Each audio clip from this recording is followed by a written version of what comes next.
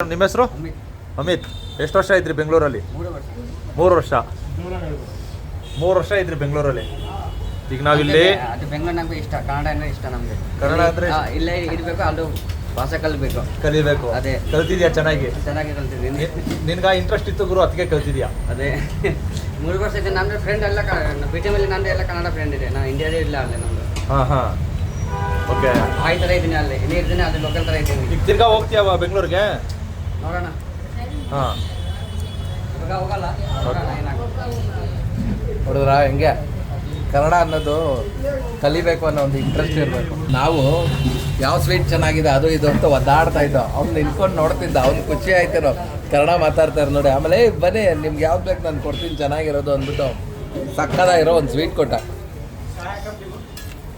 ನಮಗೆ ಅಂತ ನೋಡಿ. ಕನ್ನಡದವರು ಅಂತ ಸ್ಪೆಷಲ್ ಬಿಸಿ ಬಿಸಿ ಮಾಡಿಸ್ಕೊಡ್ತಾ ಇದ್ದಾನೆ. ಒಂದು ಏನಂತಂದರೆ ಅವ್ನು ಇದ್ದಿದ್ದು ಬರೀ 3 ವರ್ಷ ಬೆಂಗಳೂರಲ್ಲಿ, ಮತ್ತು ಆ 3 ವರ್ಷದಲ್ಲಿ ಚೆನ್ನಾಗಿರೋ ಕನ್ನಡಿಗರು ಸಿಕ್ಕಿದ್ದಾರೆ ಫ್ರೆಂಡ್ಸು. ಅದಕ್ಕಾಗಿ ಅವನು ಕನ್ನಡ ಕಲಿತು ಚೆನ್ನಾಗಿ ಮಾತಾಡ್ತಾ ಇದ್ದಾನೆ. ಮತ್ತು ನಾವು ಕೆಲವೊಬ್ರನ್ನ ಕನ್ನಡ ಕಲೀರಿ ಅವಾಗ ಅವರಿಗೆ ತಿಗಾಗಾಂಚಲಿ ಆಗುತ್ತೆ. ನನಗೆ ಹಿಂಗಂತಾರಲ್ಲ ಅಂದ್ಬಿಟ್ಟು ಅವರು ಸುಮ್ಮನೆ ಉದ್ದಾಟತನ ಮಾಡ್ತಾರೆ.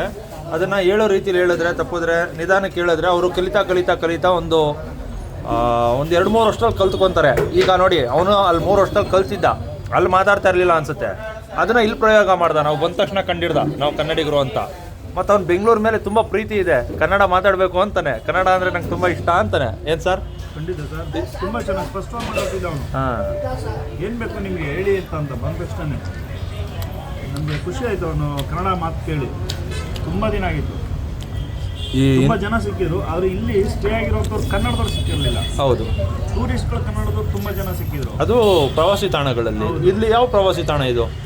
ಒಂದು ಸಣ್ಣ ಹೋಟ್ಲ್. ಹಾಂ, ಈ ಹೋಟ್ಲಲ್ಲಿ ಒಬ್ಬ ಕನ್ನಡದವ್ನು ಸಿಕ್ಕಿದ್ದಾನೆ, ಅದು ಕನ್ನಡ ಮಾತಾಡ್ತಾರೆ ಅಂತಂದರೆ ಅದು ನಮಗೆ ಹೆಮ್ಮೆ ಇದ್ದಂಗೆ. ಏನು ಹೇಳಿ, ನಮ್ಮ ಊರಿಗೆ ಬಂದು ಅವನು ಕನ್ನಡ ಕಲ್ತ್ಕೊಂಡು ಜೀವನ ಮಾಡಿ 3 ವರ್ಷ ತಿರ್ಗಾ ಇಲ್ಲಿಗೆ ಬಂದು ಜೀವನ ಮಾಡ್ತಾ ಇದ್ದಾನೆ.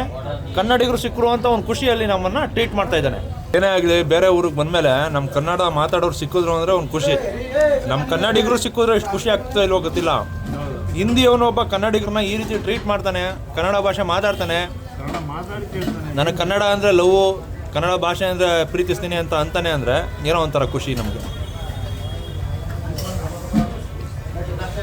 ಎಲ್ಲೋದವನು? ಬಾಯ್, ಥ್ಯಾಂಕ್ ಯು.